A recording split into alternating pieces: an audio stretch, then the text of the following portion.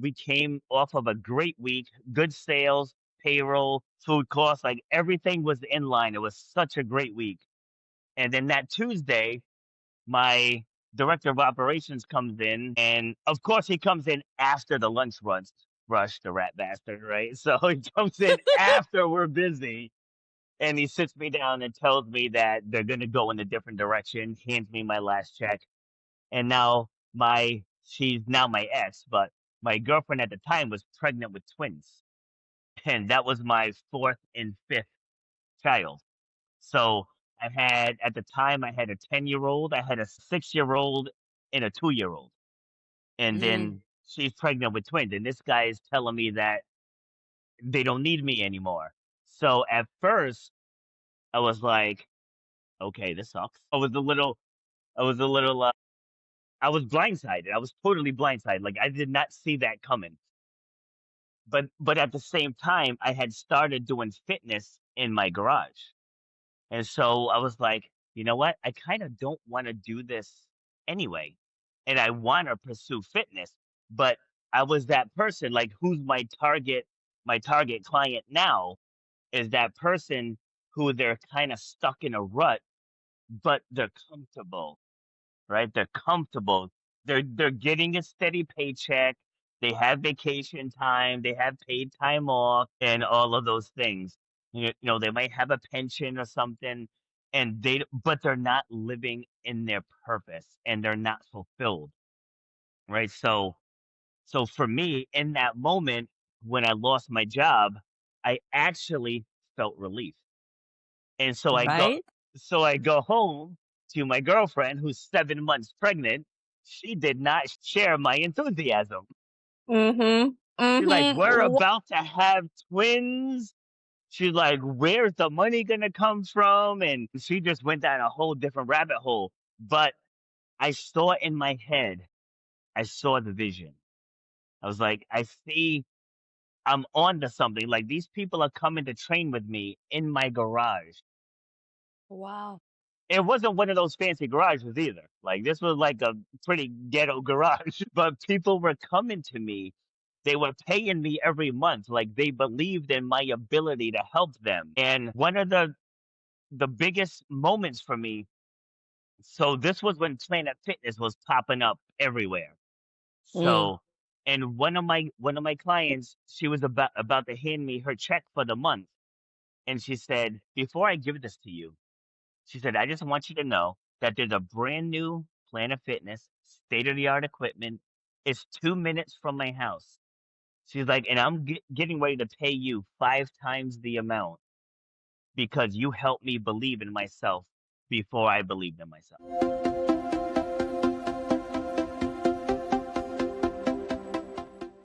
Welcome to your Wordless podcast, the space where we redefine success, self worth, and transformation. I am Nick Nieras, the soul centered architect of transformation, helping you unlock your highest potential and build a legacy beyond limits. Now, whether it is self mastery, career breakthroughs, or wealth creation, this is where change begins. Now, let's dive in.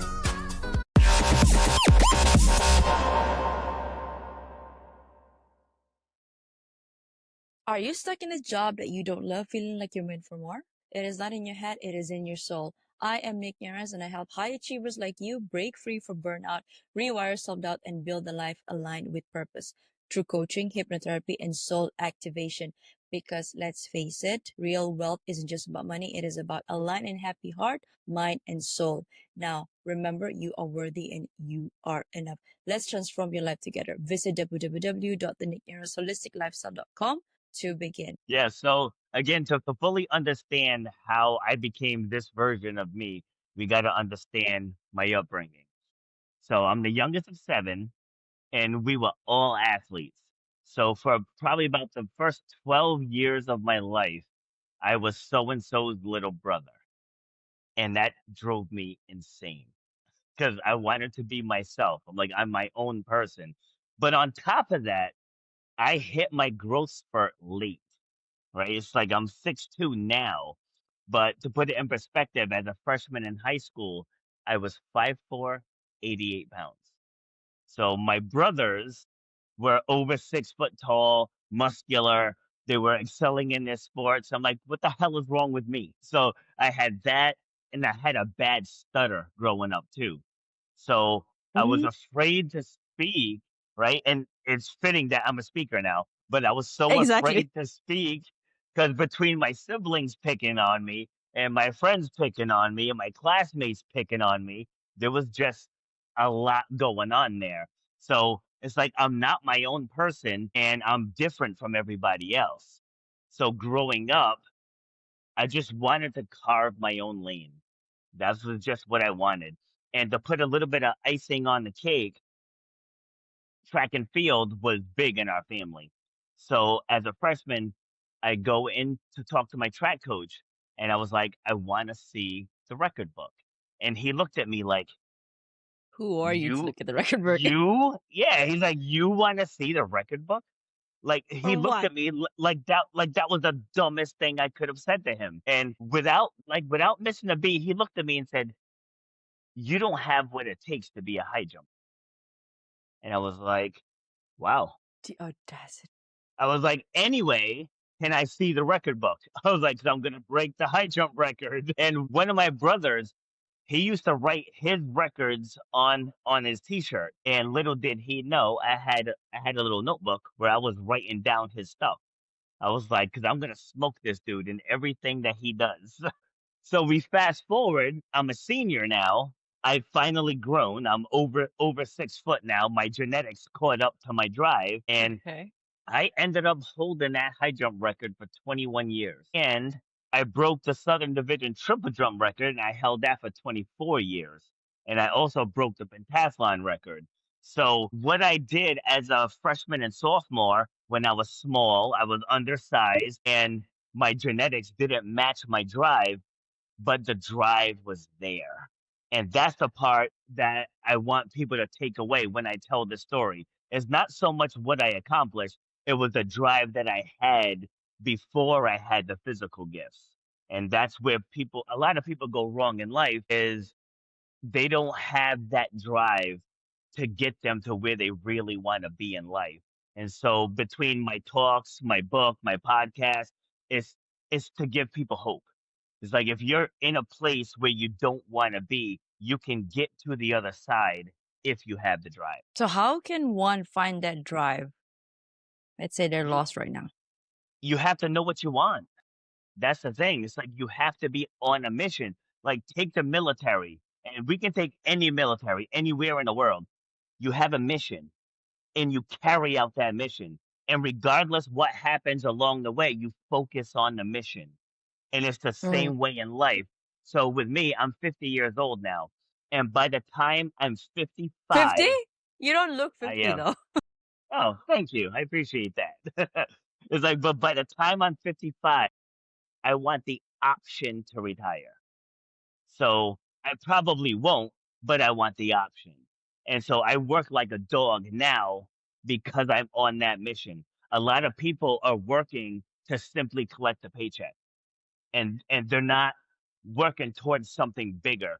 Like with me, between my book, the podcast, and all that, I'm leaving things behind. So when my time is up, I can still inspire people. I can still give people hope. I can still give people a blueprint. Like I wrote this book to give people a blueprint how to heal from past pain and turn it into something positive. And so that's all of that stuff is bigger than just me. Like I'm not doing this so I can say, hey, I'm an author or I'm a this or I'm a that. I want to leave things behind. So for people to get that, a lot of people are just working to work. Like they're just working to pay bills. They're working to pay a mortgage. They're working to pay their cars and to have a lifestyle. I'm working for legacy and impact. When you see you like that Mm. so when your mission is that defined, when your alarm clock goes off at 4:30 in the morning, it's very easy to wake up. When you work 10, 11, 12, 13, 14 hour days, it's okay because you're impacting the lives of other people, and that's what I live for. Shoot. Okay. I love that. So, okay, I'm gonna reel it back here to the moment where and in your introduction, there was a time where you had to turn some of your past painful experiences to power. Like, can you share with us those experiences? God, which one? And the first thing that comes to mind right now. So what started my podcast was in 2009. So I got fired from my job. I was working Ooh, for. me too. Oh, you too? That was Really? last year. Last year. No kidding. Yeah, so Yeah. 21 years, never been fired before. I was a manager of a restaurant. Hi, I'm Nick Nieras, your host of the Your Worthless podcast. Now, if these real raw stories hit home, don't wait. Please follow, like, and subscribe my Spotify and YouTube. For bite-sized inspirational reels, follow me on Instagram, TikTok, and LinkedIn. Don't wait. Your transformation starts today. Thank you, and bye for now. We came off of a great week, good sales, payroll, food costs, like everything was in line. It was such a great week. And then that Tuesday, my director of operations comes in, and of course he comes in after the lunch rush, the rat bastard, right? So he comes in after we're busy, and he sits me down and tells me that they're going to go in a different direction, hands me my last check. And now she's now my ex, but my girlfriend at the time was pregnant with twins, and that was my fourth and fifth child. So Mm, at the time, I had a 10-year-old, I had a 6-year-old, and a 2-year-old.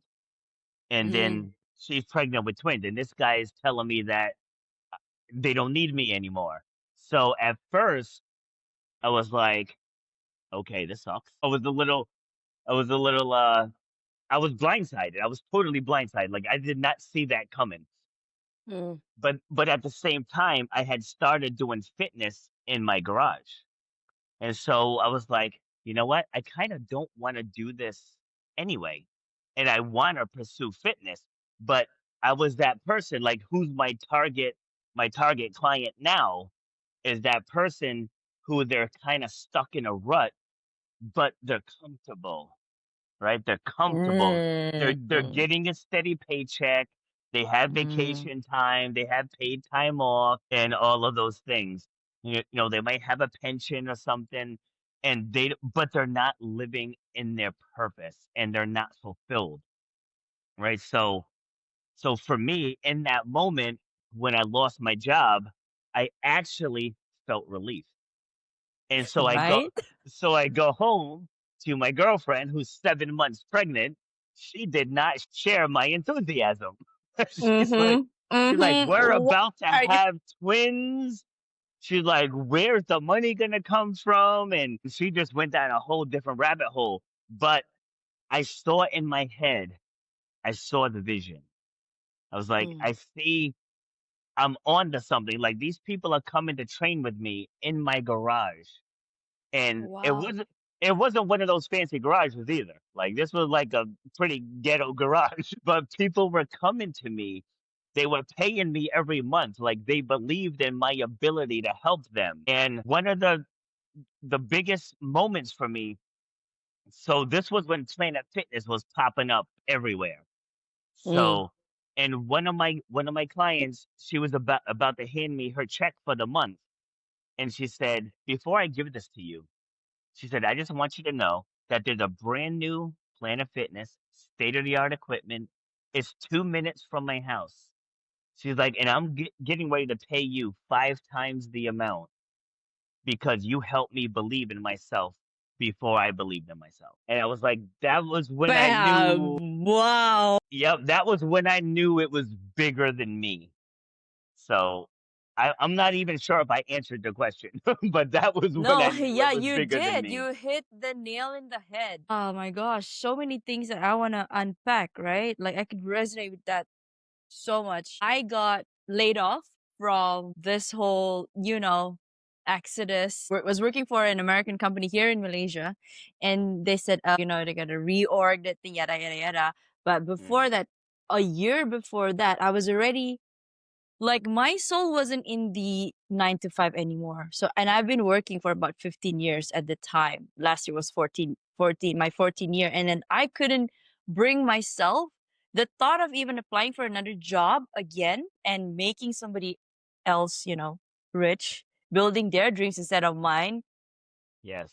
My soul wouldn't allow me anymore. And so that, and I am, we are all, I think we move and we gravitate towards pleasure over pain. And that's why me too, I was comfortable with the paycheck that I was getting, because I was this person who would jump so with every position, and then I would aim for higher, and therefore the money came with it, right? Yes. And had that not happened, I wouldn't be here talking to you. And I have talked to so many people to this point. I think I've spoken to 200 plus, and I've made friends all over the world, and most of them are in the States. And it has just been an eye-opening experience for me, Robert. And I just want to call those people, okay, maybe not calling them out, but calling them out with grace and love, that this is your sign. If you're tuning in, you're just scrolling through a podcast, and maybe this one's interesting. Let's hear this out. This is your sign to make that move, and you don't have to jump right off the bat. There are strategies, right? You can do. So, Robert, I guess that flows nicely to my next question. Excuse me. How do you help people who are currently stuck in the rut and then take that first step, or carve out some steps for them to make that leap? So people that tune into my podcast, they hear me talk about clarity of vision, right? Because people will say you got to find your why, you got to set goals, and all of those things are true. Like there has to be a why behind what you're doing, but it's about the vision, right? So now this gym here, I manage this Is gym. that yours? Okay. You manage it. Not Okay. it's not mine. I manage it. I did have my Okay. own gym at one point, and COVID came and wrecked that. But Right. that's Yeah. that's a COVID separate COVID did a story. number on all of us. Yes, Yes. it did. Yes, it did. But a year and a half before I opened that gym, I sketched out on a piece of paper, and now I'm no artist, right? So just throwing that out there. But I sketched out what I wanted my gym to look like. And so I ended up getting a couple business partners, and we were going around looking for locations. And we would walk in, and they're like, "Oh, this place is great. It's a good area. It's that." I'm like, "No, I'm like this isn't it. Like this is not what I drew up." It's not And giving. It's not giving your exactly, vision. exactly, because when you have vision, you can feel it, right? You can feel it. Anybody can set a goal. Anybody can say, I want to lose 10 pounds by September. Like that's setting a goal. But to actually go deep, right? So we walked into this one place, and it was a dump. It was an absolute dump. Like we walked into it, and we're looking around, like my business partners were like, oh my God. Me? I said, this is it. This is the one. Yep. I said, this is it. And they both looked at me like that was the dumbest thing I could have said. And they're like, really? You like this place? I was like, you guys don't understand. I was like, a year and a half ago, I sketched out what I wanted my gym to look like. And this is the layout. This is the exact layout that I drew up, and that's clarity of vision. So again, going back to the goal and say, I want to lose 10 pounds by September. But if you say, I want to slim down by September, I want to feel better in my clothes, I want to feel That's the comfortable in a key word bathing right there. suit. Feeling. Yes, I Yes. want to feel better in my clothes. I want to be comfortable in a bathing suit, and I want to be able to walk on the beach and not think that people are judging me for the way I look. Like that's deeper than just saying I want to lose 10 pounds by September. That's now a vision. That's something that you can see, and that's something that you can feel. So for people who are stuck, I try to figure out why they're stuck. Like why are you there? And then what do you want? It's like, and go deep.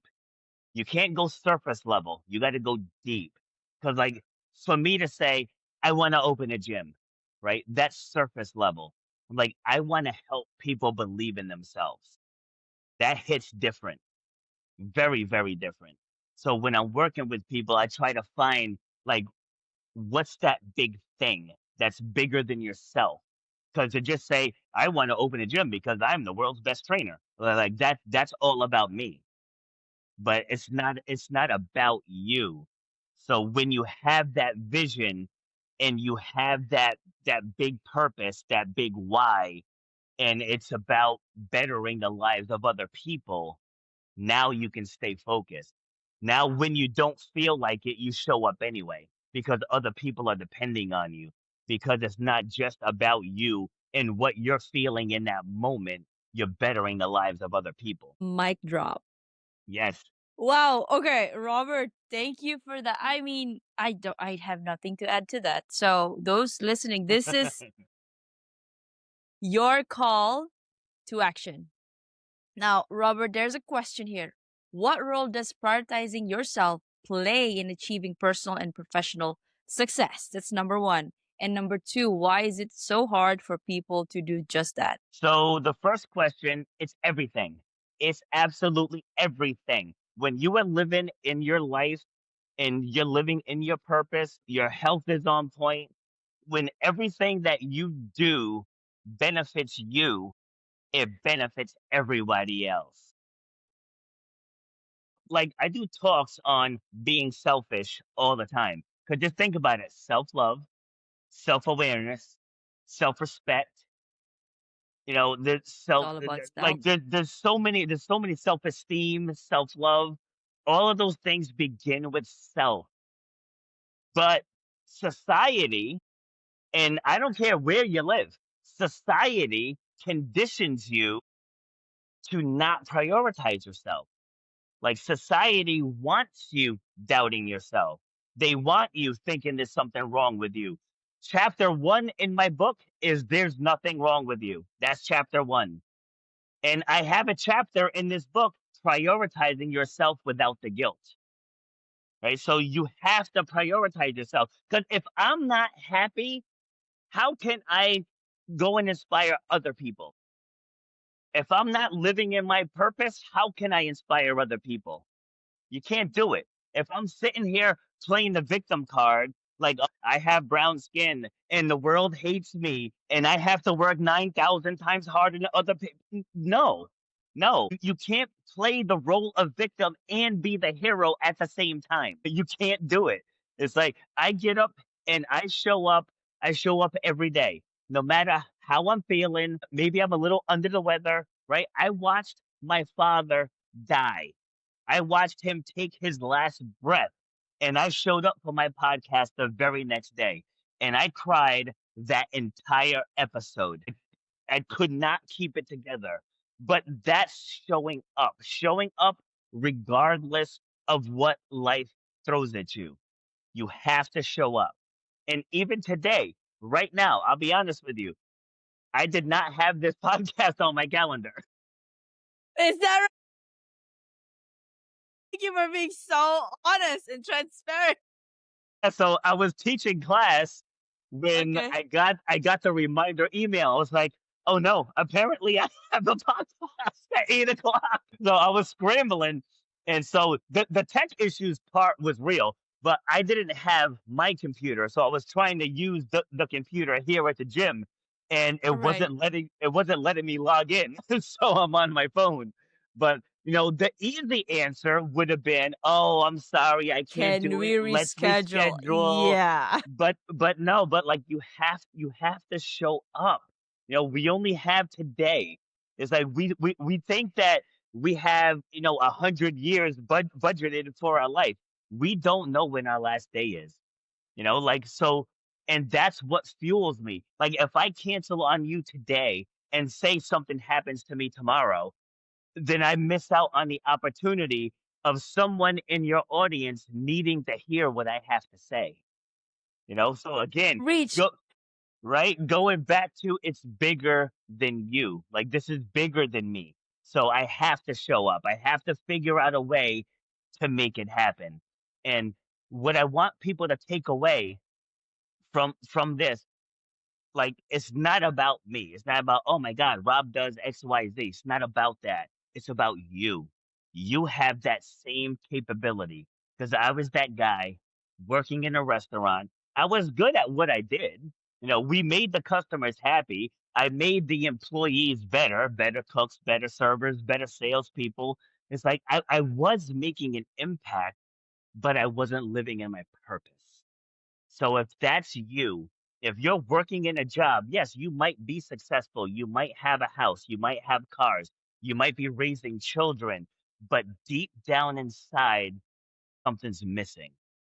If that's you, you're the person I'm talking to. Because what's missing, that's the thing that's going to set you free. And for me, it was working in a corporate place where I wasn't allowed to blossom. Or I should say, I was allowed to blossom the way they wanted me to blossom. Like, I wasn't allowed to be myself. I wasn't allowed to spread my wings and just fly. And in doing what I'm doing now I can be me every day, authentically. Like, I was told once by a speaker coach that I would not be taken seriously if I showed up to talks in the tank top. But I was like, "You also talked to me about authenticity." I was like, "I'm a Right. gym manager. I'm a gym Yeah. manager. I'm a fitness coach. I'm an athlete. Even at 50, I'm still an athlete. And like, this is what I wear. So if I'm going to show up as my true authentic self, I'm not going to show up in a three-piece suit. That's not Mm. me anymore, right? That's not me. It's like I'm going to show up as me. And again, and for the people listening, that's what you got to take away. Like, stop trying to live somebody else's dream for you. What is your dream for you? Go back to you as a child. What did you want to do? What did you want to be? And somewhere along the lines, somebody told you you were crazy. Like me, I'll never forget this. I was 17 years old. I grew up in a rural part of Rhode Island in the States. So we have a lot of woods around us. And I remember being in the backyard, I had a stick in my hand. That stick was my microphone. The trees was my au- the trees was Audience. my audience. And I was given a motivational speech. Wow. And I remember my mother saying, "Hey, what are you doing?" And I told her, "I'm motivating the masses." So somewhere along the way, I fell off of that track and I ended up spending 20 years in the restaurant industry. And what am I doing now? I'm speaking. I'm an author now. I'm a podcaster and I'm motivating the masses. Like, my podcast has guests in 71 countries. Wow. 71 countries. And I've spoken virtually all over the world, 6 out of the 7 continents. And again, I'm not flexing here. I'm just trying to let people know you can do whatever it is that you want to do. Whatever it is, just start. It doesn't have to be perfect. You don't have to have a lot in savings. You don't have to have perfect credit. You just got to have vision, drive, perseverance. You have those 3 things, whatever you want to do will come to life. Okay. I was impacted by the part where you said perfect credit because I being just transitioning from a 9 to 5 to an entrepreneur, it is effing hard. Okay. Yes. Not having that stable paycheck, but somehow deep down within me, I feel like, I cannot do anything else besides this. Mm. And just, I think, 2 weeks ago, a lady came to me. We never knew each other. I think she found me through Google. And I just kept putting my stuff out there. And I said, you know what? The right people with the right frequency that I'm attracting will gravitate towards me. And Yes. she is stuck in where she's at right now. And we're uncovering, we're uprooting some of her, she's going through a dark night of the soul, so to speak. And what I'm trying to say here is that I'm proud of her, but I'm also proud of myself because had I stuck to the norm of just staying safe and just getting another job that, would pay the bills, but I would be screaming inside internally saying, this is not what I want and I'm not going to do well in that job because I know me. If I don't like something, my face will show it and there's and I just today was driving with my mom and I told her, I don't know what is it, mom, but I know my bank account doesn't reflect the belief that I have within me, but I have this belief that it's coming. Yes. It is coming. So, and she was like, okay. Mm. She doesn't speak much about what I do because, of course, a mother would want her child to be secure, right? Be provided Yes. for. And now I'm back. I used to live on my own and now I'm back in my parents' place because I'm building. But somehow it felt safe and it felt right. And anyway, I could use the time with them right now. Yes. And this is a sign also. I take everything. There's a message in everything. Don't look at the messenger so much, but look at the message. And this is you giving me that message. So thank you, Robert. You are welcome. I just want to share, like me too. I myself and my oldest daughter, we live with my mom. Like Okay. my dad passed in 2019, and in 2023, I literally lost everything. It's like I got taken advantage of, by a business partner, and I'm a forever optimist. So I was always Me like, too. Me too. you too? Yeah, I was like, this is gonna work out. This is gonna work out. Like everything's gonna work out. As my car gets repossessed. I'm like, everything's gonna work out. I get the eviction notice. I'm like, everything's gonna We work think it's out, gonna work out. right? And then it's the last day. I'm cleaning out my house, and it's like, wow. And then I found myself homeless. Mm, Homeless. Like not like eating out of trash cans. Homeless. I was like yes. bouncing in and out of hotels. And then I Right. finally, like, I had sent my daughter to go stay with my mom, and I was like, I'm gonna figure this out. Like, I'm gonna figure this out. And then finally, it just hit me. I was like, I can't figure this out. Like I just can't. So I called my mom, and but in going back there, it's like we needed each other.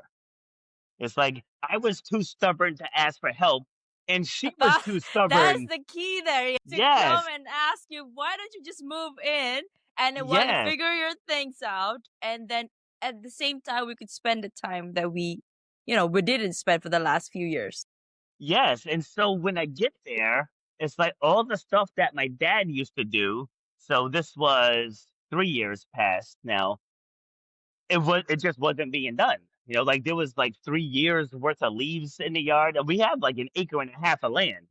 And there was just so That's much huge. stuff outside that just wasn't being done. And so when I first got back there, I tackled that first, just getting all the leaves out and, you know, trimming up the trees and the bushes and all this stuff. And so we fast forward a year. So I'm back on my feet now. My podcast is going again. I published my book, and I was talking to her about me moving out and getting my own place, and she kind of made a face. And I was like, "Do you want me to move out?" Because now it's like I'm providing for her the stuff that Dad used to do. It's like, and I'm single, so it's not like I'm raising a family or whatever. Like my kids are mostly grown, and it's like I have twins who are 16. They stay primarily with their mom, and then I see them during the week. And so it's like, if you want me to stay, I'll stay. And I pay half the bills, so it's not like I'm freeloading. You know what I mean? It's like I pay Yes. half the bills. I do all the yard work and make sure the trash gets put out on trash day and all that stuff. But my second book is going to be titled "From My Mother's Basement" because from this time next year, I'm gonna be a millionaire, and I'm putting it out there. It's like I'm getting ready to launch a speaker program, right? It's like I just had my lead magnet and my presentation finalized a couple days ago, and we're gonna launch by the end of July, and it's gonna be helping people believe in themselves. It's like that's what the product is, because we live in a world now where everything is like doom and gloom. Everything is like, if you do, you're gonna struggle. You're not gonna have, be able to put food on the table. You're not this, you're not that. And I'm coming from a place of, you got this. Like, you got this. The world is at your fingertips. Between all the technologies now, between artificial intelligence, between Shopify, Amazon, like, there's so many different outlets that people can have to start something for themselves. You know how many people I see on YouTube and TikTok who have these channels and they do the dumbest things imaginable, but yet they have millions of followers? It's like we live in a time where you don't even have to have talent and you can be successful, right? So my program is helping people unlock whatever that hidden talent is that they have so they can find success. Okay, I could tell another story, but okay, I want to ask you the next question. So if they're Okay. listening to this and then they're saying it's easy for you to say, Robert, but I'm X years old now. It's too late for me to start. I'm too scared to make that jump. What would my husband think of me? What would my daughter, son, or wife think of me? Now, how do we So the title of my book and the title of my podcast, Shut Up shut up? and Grind. Okay? Silence all of those little voices in your head telling you that you're too old, that you're not good enough, you're not smart enough, you're not talented enough, you're not pretty enough, you're not skilled enough. That's all nonsense. And You're that's where not the thin shut up enough. comes from. Exactly. It's like, that's where the shut up comes from. It's to shut up those voices in your head. Like when I mentioned when I lost everything, I'm as human as everybody else. I went through probably a couple months of depression. I was just in this dark space. Like, my kids are split up. I had to walk away from my gym clients, and some of them have been with me over a decade. It's like I literally lost a part of me, and I was just in this dark space. Like, I had canceled all of my podcast episodes, and then one day it hit me. I was like, dude, your whole brand is shut up and grind. And here you are wallowing in self pity. Here you are, not living what you preach. So I restarted my show, and the very first guest that I had on was a woman from Vancouver, Canada. And she told me how she moved from Vancouver to Hollywood because she wanted to break into Hollywood. And she said she knocked on every door until she got a yes. And I was like, you know what? That's what I gotta do. I said, so, because at first I was gonna walk away from fitness. Like, I was in such a dark place. I was gonna transfer into digital marketing. And I was like, you know what? I said, let me go to my former high school and see if they need a track coach. And at first I was like, track started already. They probably have their coaches. And like, you know what? Just go ask. So I went up there. I spoke to my old track coach. The guy's still coaching. The guy who coached me 33 years ago, he's still coaching. And so he said, yeah. He's like, we'll gladly take you. You can start on Monday. When when I started on Monday, working with those athletes relit my soul. I was like, this is where I belong. I belong helping people better themselves. It's like, yes, digital marketing can be lucrative for the right person, but I'm not that right person. Like, I belong helping people believe in themselves. And that's what people have to find. You have to find, who are you at your core. And a lot of women struggle with this, especially once they become moms, because Yes. they look at everything through the lens of a mom. I'm like, no, before you were a mom, before you were a wife or a significant other, you had a set of core values.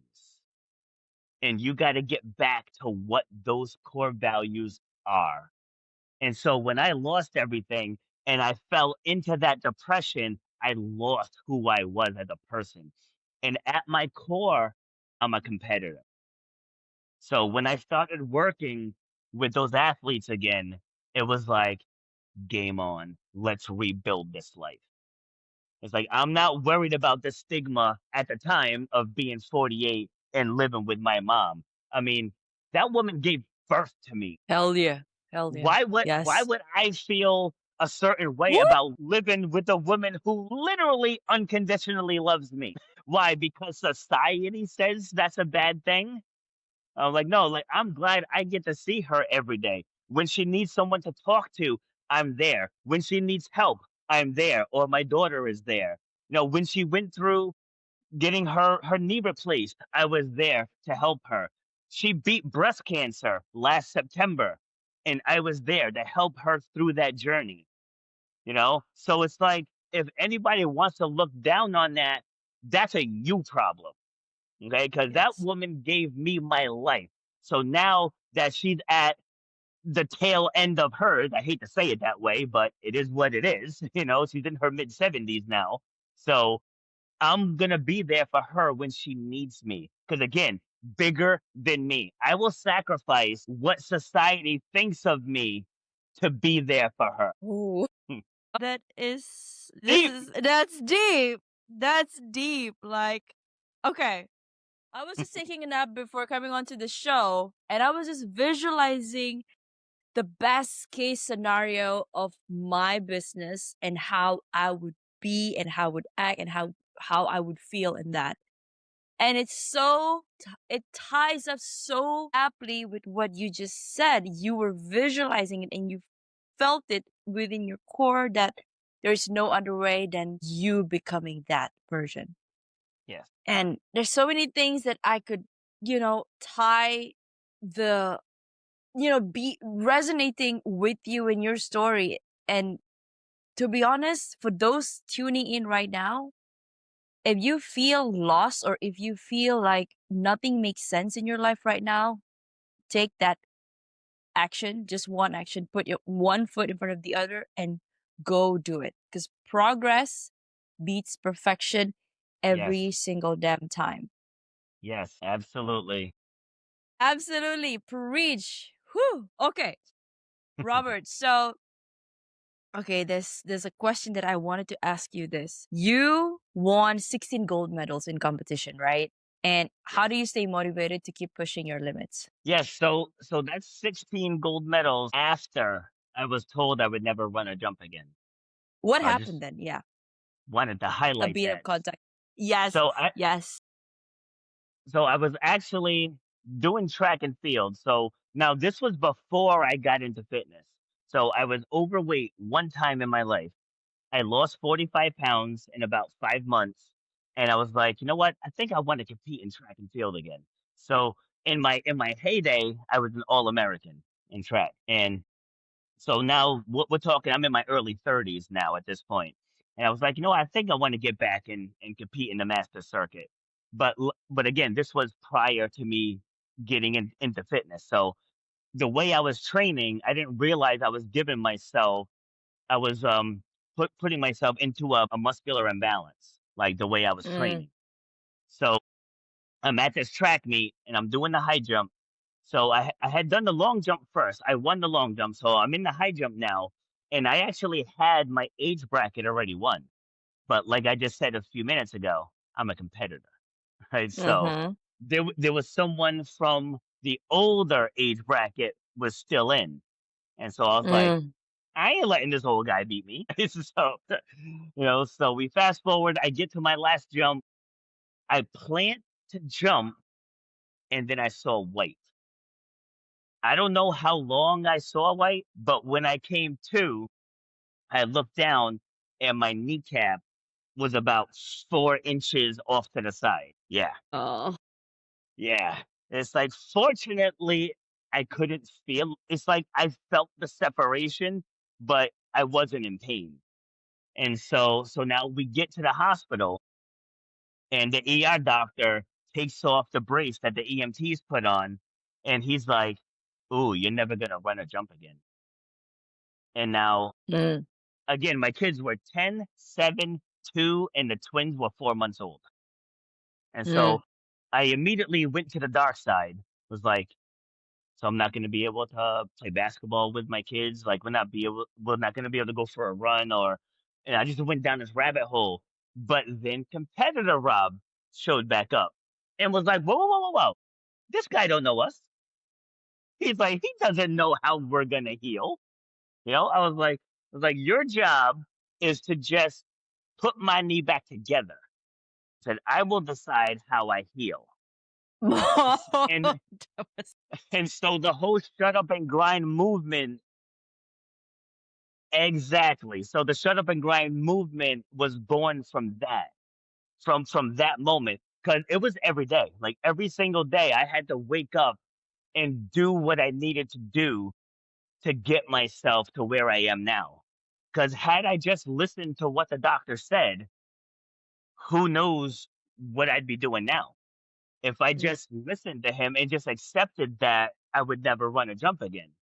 yes. It's like my life would not look the way it looks now, because I went through that. I went through that struggle.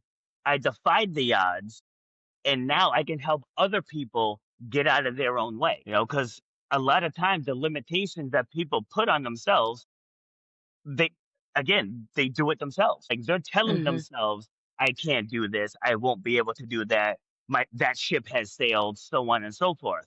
But since I went through that, like I don't live by that anymore. Like no matter what life throws at me, you cannot break me. You can't. It's like I've been there. I've been to rock bottom already. Like I know what that feels like, and it didn't break me. So as I'm working with people, I'm helping them find that inside desire, like that inner fire, to help them bring that out so they can get to where they want to be and do what they want to do. Talk to us, Robert, about your current program and what you're working on currently. Yeah, so currently I'm working on setting up a book tour for the first book. So now Okay. I redesigned the cover because I don't like how this one came out. So there so there is a different cover. And that goes back to what I was saying earlier about things don't have to be perfect for you to get started. Mm-hmm. It's like just get started and then you can always upgrade. Like when I opened my gym, we didn't have all the bells and whistles right out of the gate. It's like we Yes. added things each month. We added more, we added more. So I'm working on getting this book promoted and scheduling a book tour, and then I'm gonna start writing book number two. As I told you, it's gonna be called From My Mother's Basement. And Mm-hmm. that's gonna journey everything that I've done since I've moved back home. And as far as social media, like I started all my social media accounts before I Okay. got into all of this entrepreneurial stuff. Mm-hmm. So unfortunately, they all have different handles, but Okay. like on Facebook, it's just at Robert B Foster, and then on Instagram, it's at Robert_B_Foster. Any last message before we wrap this interview up? So all of my final words are always just get started. Just get started. Mm. So everybody has something inside that they want to be doing, but they don't want to leave the comfort of what they're currently doing. And if you just get started, like I said, when I was the manager in restaurants, I knew I wanted to get back into either athletics/fitness. Like I knew it. So towards the tail end of me managing restaurants, I started getting back into fitness. Like it was already there. I didn't have to learn anything new or pick up a new skill. I mean, yeah, I had to learn marketing and branding and stuff, but I knew I wanted to get into fitness. And then once I started doing that, it's like you don't have bad days anymore when you're doing what you're supposed to be doing. It's like I worked some pretty long days, but I'm fulfilled at the end of the day. So Mm-hmm. like whether it's here at the gym, whether it's doing my podcast, whether it's speaking on platforms like yours, or if I'm speaking in corporations, if I'm speaking to athletes, like all of that stuff is fulfilling. So it's not work. So if I work a 15-hour day, it's like it's there's nothing to complain about because I'm living within what I was called to do. Preach. Okay, Robert, I am going to let you go now. That is a wrap on today's episode with Robert B. Foster. Now, Robert, thank you for the work that you do, for continue to uplift the world around you and the people that you serve. And for our listeners, Thank you. this has been your Wordless. Read that again, the juxtaposition of your very son. Now, if you've ever felt worthless, remember you are not alone. Your soul chose to be here. to matter. And for that reason alone, you are worthy. A huge thank you to you again, Robert, and to all of you for listening. Until next time, I am Nick Nieras. Keep shining, keep growing, and always remember you are worthy and you are enough. See you in the next episode. Thank you, Robert, for your time. My pleasure. Thank you for having me. Love this episode? Now, transformation doesn't end here. Head on to at holistic.lifestyle_with Nick. That is on my Instagram. Or head on to my website, www.denise.holisticlifestyle.com for more info on my coaching framework, which is the Worthy, Authentic, and Abundant Framework, digital guides, and my upcoming events such as retreats and master classes and workshops. Now, I also do intuitive readings where we get to check on your soul path. And if you're also wanting to check on your energetic alignment, I have done that too. And I offer that kind of services. So, my question to you is, are you ready? Because I am. Let's make the together. Good morning to you, Robert. How are you doing today? I'm doing well, thank you. I'd like to introduce myself to you formally and to all of our listeners tuning in for the first time and or returning subscribers. My name is Nicolette. I am the creator for the podcast titled You're Worthless. Read that again, the juxtaposition of your very soul. Now, the reason why we're laughing so much is because this is our second take, and I gotta make sure that it is actually recording, and it is right now. So, I'd like to introduce you to all our listeners first, and then we can get right into where we left off. Okay. Oh, hello, everyone. We have Robert B. Foster here with us, a transformational speaker, coach, and author who has made it his mission to help people conquer self-doubt and unlock their potential. Now, from being told that he would never run or jump again, watching his father pass away, to donating a kidney to his sister, Robert has lived a life defined by resilience and grit. Now, through his signature talks, his podcast, and his book, Shut Up and Grind, he empowers audiences to embrace their struggles as stepping stones to success. Now, whether you're battling fear, self-doubt, or just having like a direction at this point, Robert's powerful message will inspire you to rise above and master your own story. Welcome to the show, Robert.